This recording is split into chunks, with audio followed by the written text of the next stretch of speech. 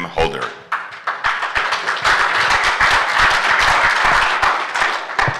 All right.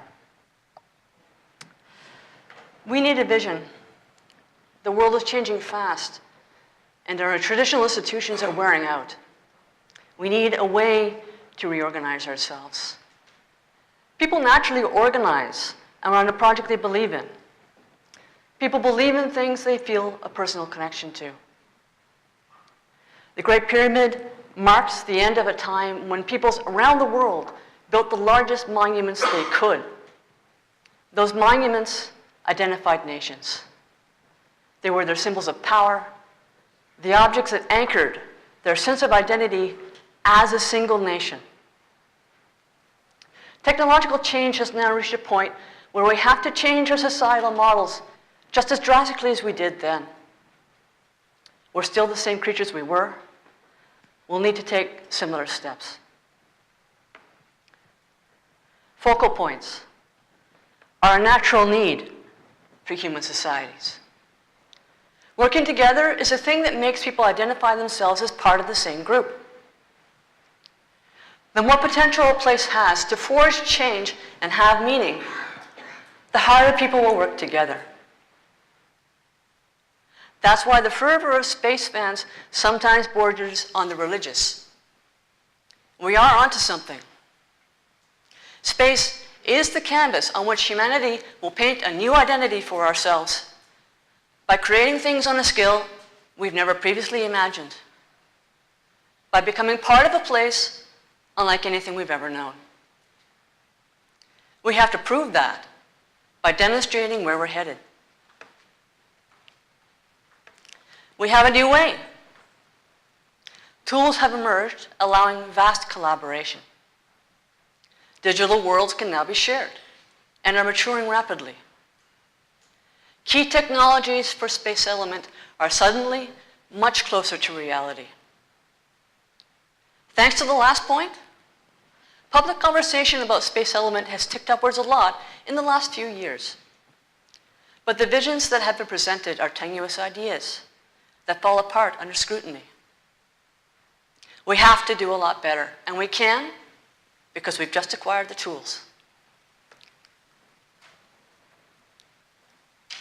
The more compelling the destination is, the more people are willing to do to get there. Show them the end of the road is life-changing, and they'll pay for the ugly little bases that have to come first, if it's realistically achievable in their minds. These two models come halfway along Moonwards' timeline. They aren't the focus of efforts right now, but they continue with the policy of creating ever more realistic models that are absolutely, technically feasible and sensible, so that ever more people have a detailed vision of how our future in space will really be. Then ever more people will start to think about it as an approaching reality we need to prepare for, which is good because it is. Yep. That should automatically load, and that should too. Let's see. Okay. What we need to do is create a place where the work already done on lunar settlement can be combined with a compelling vision of what that means in the long term, after it pays off. Then we need to make the tools for lots of people to add to that and bring it alive ever more. Then we need to invite the whole world to play there, learn there, build, collaborate, and discuss there. The baseline colony we have right now is for the purpose of emphasizing a core approach. Thinking long term. These structures are built for the ages. They aren't just good enough. They aren't for an initial colony, but if you can't build them, there's no point in building an initial colony. Similarly, the transport structures invest heavily from the outset to create something that handles high volumes and gets cheaper the more it's used. The first transport systems created aim at creating something that would lower costs to levels ordinary people can afford a few decades later.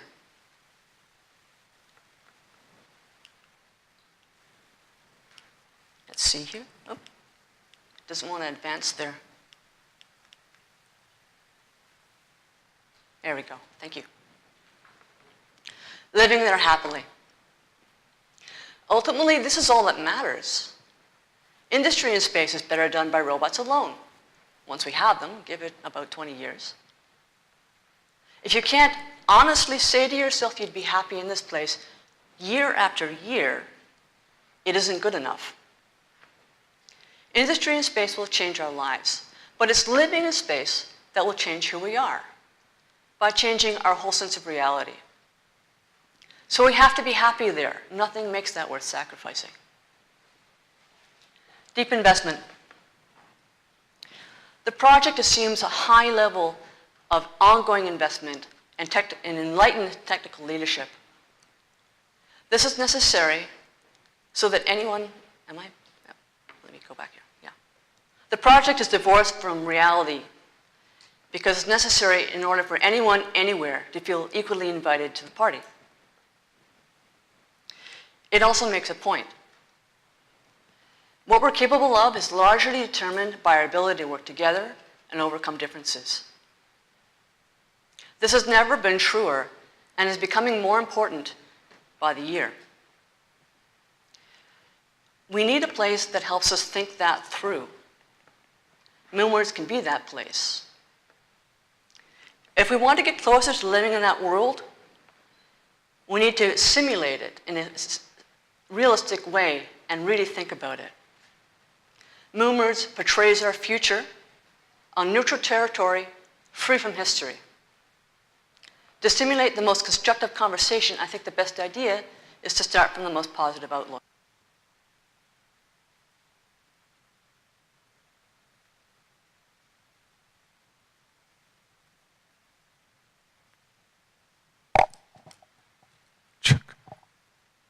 Okay. I think I have one too few hands now, but we'll see how it goes. Okay. This approach produces a model of the future. I cannot make you stand there and hold that for the rest of my speech. I'm going to just feel like you're my slave. I live to serve. Here you go. Is it test? Okay. This approach produces a model of the future that's worth striving for.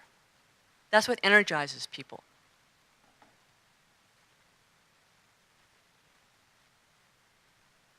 It'll run in a minute. All right. So we have a lot of faith in the inclination of talented nerds to pitch in when they see this approach. The evidence so far is that's absolutely true.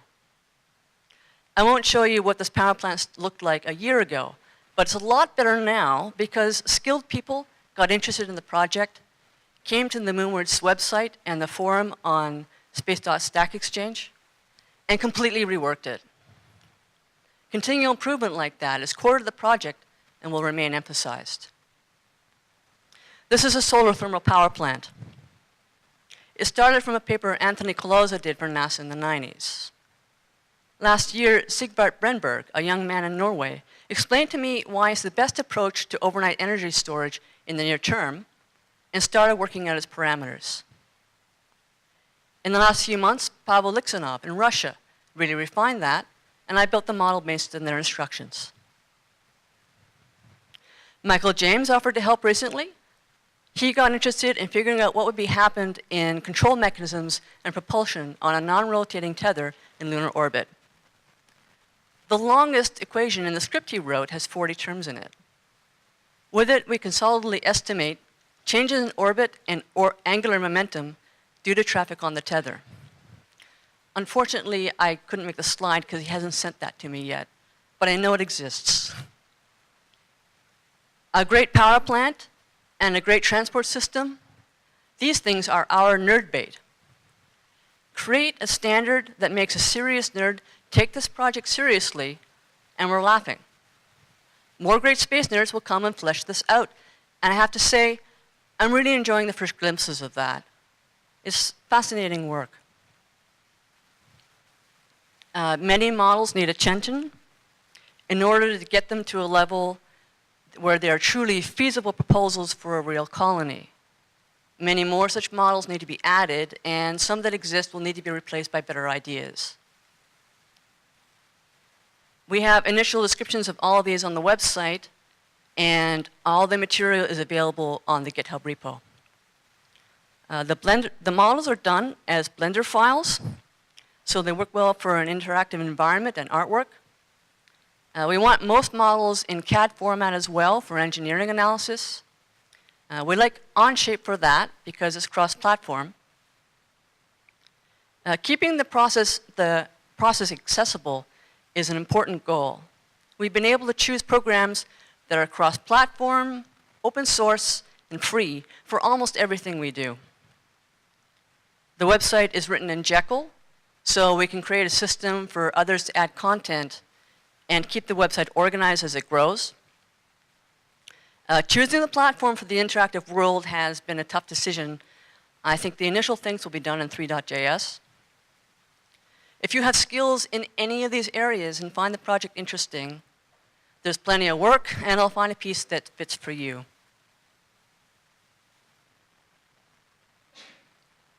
I've spent thousands of hours in CERN's Promise, the colony at Lalande Crater we're building first. To me, it's already a real place. All the colonies will be open and free to move around and interact with, operate machines and vehicles, and access lots of multimedia. If you want to create something or hold an event in the colonies, all the resources of Moonwards, the models, the environments, simulations, animations, characters, timelines, programming tools, all will be available to you for free. People can make movies there, games played inside it, reserve spots in its vast habitats, and build anything from sculptures to gardens to homes to gathering spots. Hold concerts, conferences, art shows, or competitions in real time. If people want to build their own versions, that's fine too. For other places, other societies, alternate realities. To pay for the staff and servers, we will need an income though, so there'll be some tasteful advertising, and space for live events will sometimes be rented. And space for links to games and shows will also be rented if they're not free. The project is not for profit. We believe that settling space is about first settling the moon. To settle the moon, there are three things you must have: cheap bulk transportation, the ability to build at scale efficiently, which means use of local materials and use of robots, and businesses that yield significant income quickly. Our transport approach immediately invests in the technology that's the key to truly affordable space travel in the long term: non-rotating space tethers, also known as skyhooks. By combining them with shuttles from the surface, the first full skyhook reduces delta V to orbit by 80%. Building a series of these orbits, these tethers in staggered polar orbits, allows local transportation to anywhere on the moon twice a week. The equatorial tether would provide launch to Earth twice a day. Developing and improving this technology in lunar orbit, where risk is low, then allows deployment of a similar skyhook in orbit around Earth.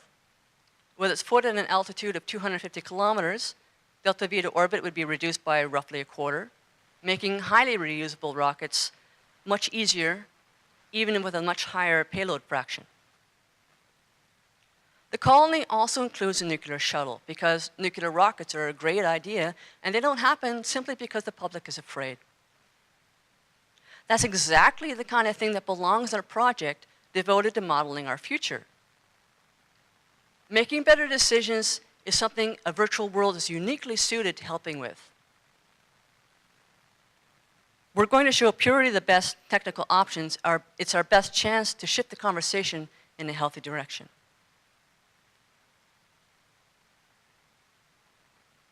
The construction technique relies on fusing the regolith into simple construction materials such as boards, beams, arches, and blocks.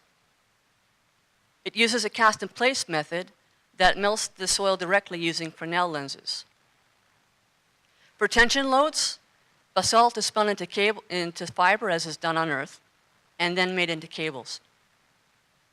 It would require a lot of experimentation on site to perfect this technique, and clearly you don't send astronauts to handle molten lava.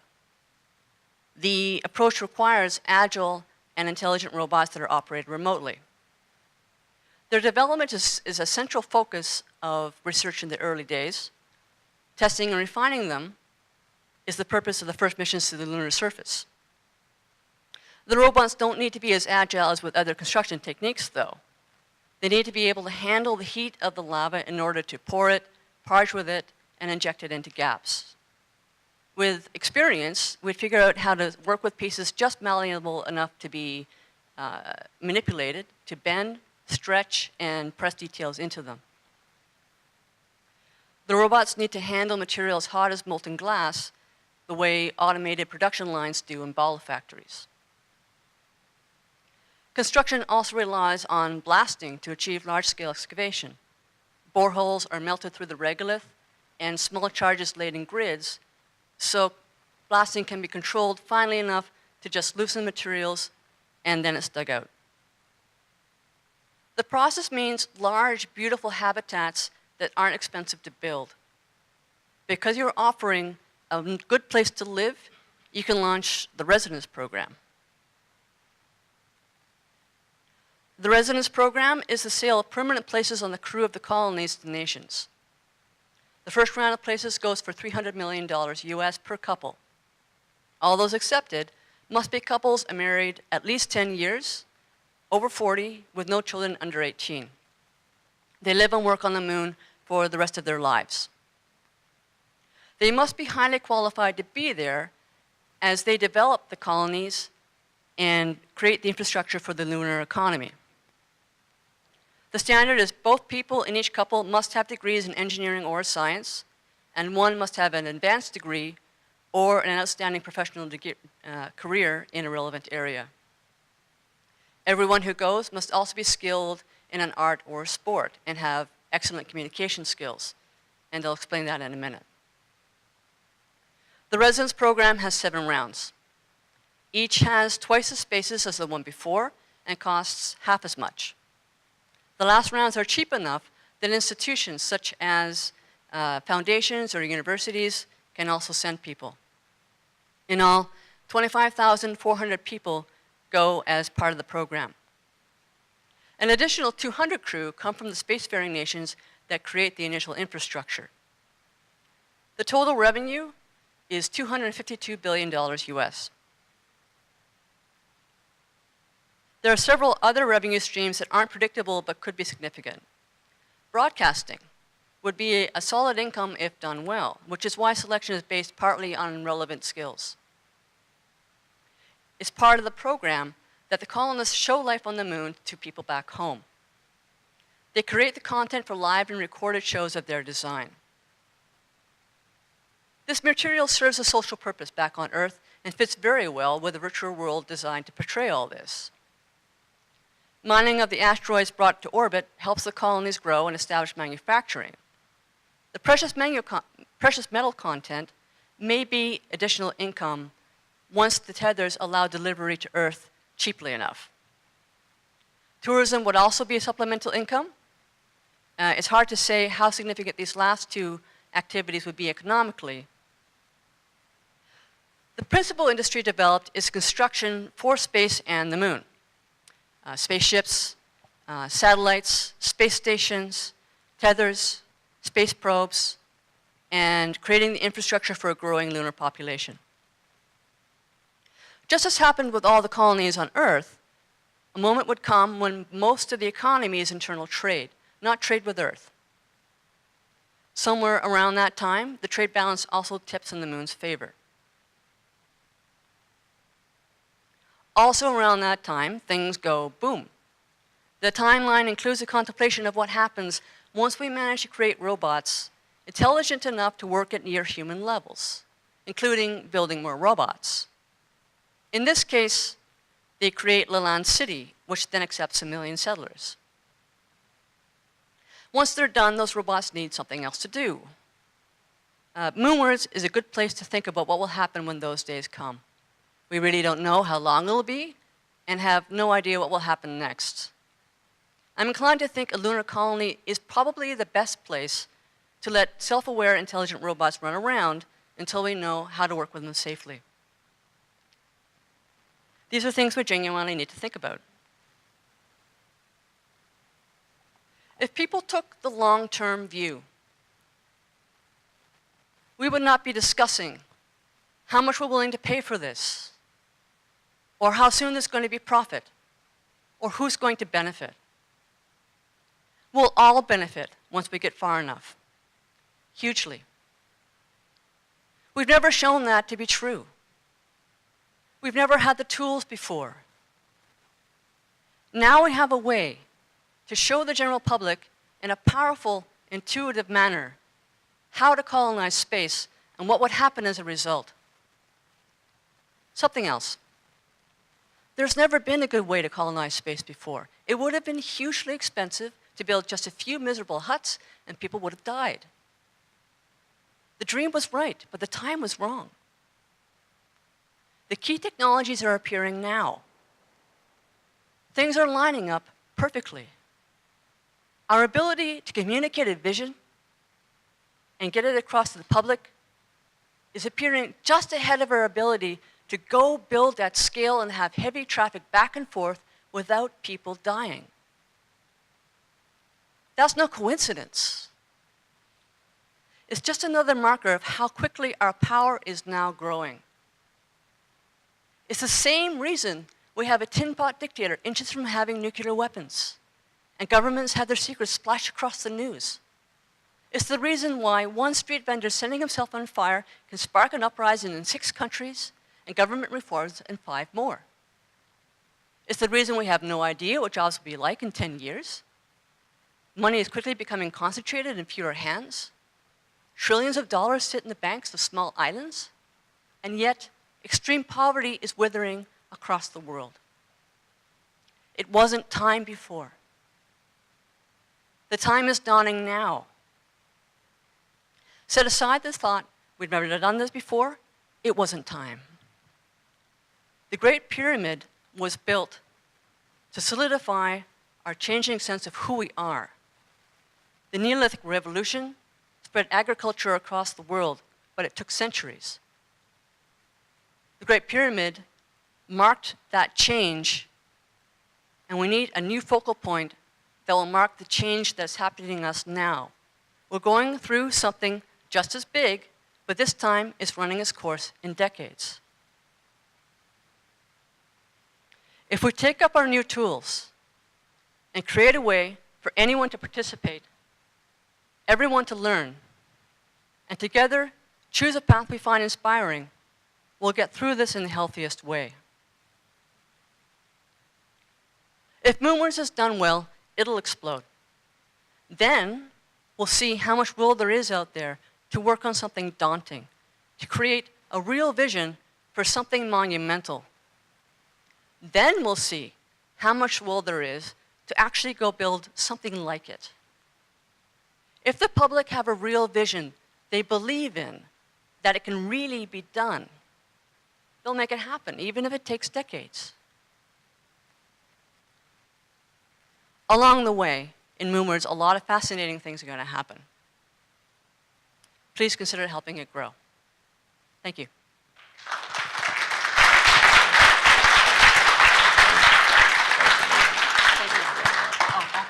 That was amazing. I got a Sagan sort of feeling from it. That was genuinely, yeah, that's excellent. I'm really super happy that we have that on tape. So, questions? I let it run a little longer. I couldn't help it. You know, we've got a break coming up. I'm going to cut into that. Jess?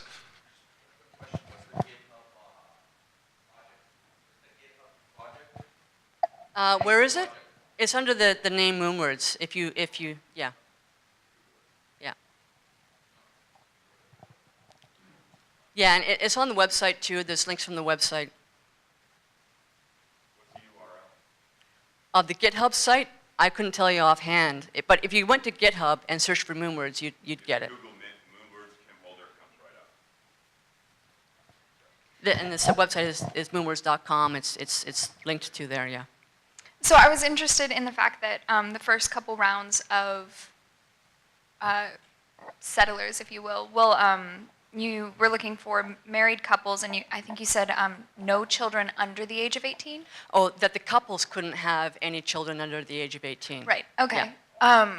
I mean, eventually looking forward, when you started accepting, single people and things, it's kind of inevitable that children are going to be a product. Yep. And so I was interested in your thoughts on how much that infrastructure is going to have to change to accommodate not only a younger crowd, but additional amenities like education and daycare. These things that a lot of times we forget are involved in supporting a younger population. Yeah. That's a huge thing. One thing I'd say is that the habitats are made from the outset to be there long term. So the radiation levels are being designed to be low enough for permanent habitation. Beyond that, we have no idea what is going to be involved in having families in space. So the project has to make a lot of assumptions. I have thought about that. I need a lot of collaborators, and we'll work on it in an iterative manner to come up with increasingly appropriate responses to that. The main thing to remember is that the point of Moonwards is to give the public a vision and to give them an understanding of all the issues and how important it is, and present them with something that means something to them. So if it was only that people started to understand how difficult this is, that would be a significant step forward. But beyond that, all I'll say is science will find a way, and once I hear what it is, we'll put it in the colony. I'm pretty sure that for long-term residents, that you really need about 5 or 6 meters of regolith to get the radiation levels down to keep the cancer risk, particularly for children. And it looked like, do you have guidelines for people say, oh, you need this much radiation protection or anything like that? The structures that are designed right now do conform to that level of protection. However, personally, I think that if you're going to have people live there the rest of their lives and be happy, they need to see the sky. And they need to see the real sky, not, a video projection or what have you. So I would like to model this on Altaris, but I don't know how yet. This is another skill I need to acquire. But what I tried doing is creating beams across a glazed roof that are spaced along it. It's on one of the slides, but the idea is that the solid beams are very tall and narrow, and there are swaths of glass between them. So you get an effect that to the sides of you, there's enough rock that it blocks the radiation at the levels you're talking about, and there's a narrow band where you're getting radiation from directly above you. But that's sky, and I think people need that. I think they need it. In other places, we've used the slope of the crater to put windows where they don't see the sky, except for a very small amount. But because they're mostly looking downwards into a crater, and the reflected radiation is a very minor amount compared to what you see from the sky. So I think there needs to be solutions that are not just about the amount of regolith that you need to have, but how you get a line of sight to the real outside, even so. And again, this is why we need a lot of people to give input on how we should do this, and we need to be willing to adapt the designs to any degree if we get better information about how it should be done. Thank you, Kim. The International Space Authority that needs to be formed to make this happen needs to have a tax base to pay for the colony. And so I think what you're proposing with Moonwards is to create such a compelling vision of the future that they would be willing to invest in this. And I think that it's a fantastic idea, and I think that you know, this is what we're going to need to build a Starship. And so the question, I don't know if it's a question or more of a comment, but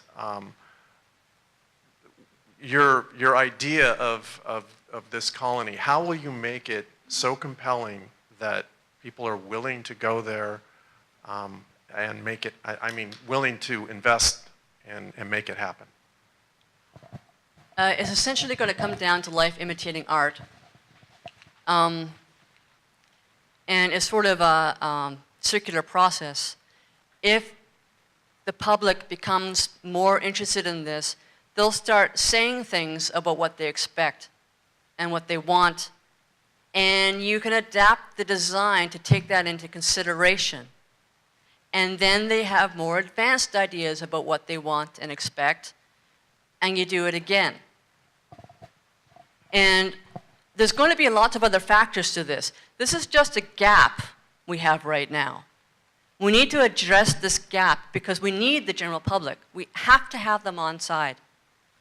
Many other things are important, but because this will feed into the whole perception of what space is about and why it matters and why we go, eventually I think there will be something that comes out of that that will get that tax base wanting to go. Okay, we're going to have a Moonwards panel after this break, so we'll come back and pick up on this idea. Break, see you in 10 minutes. Thank you, Kim Holder. Thank you.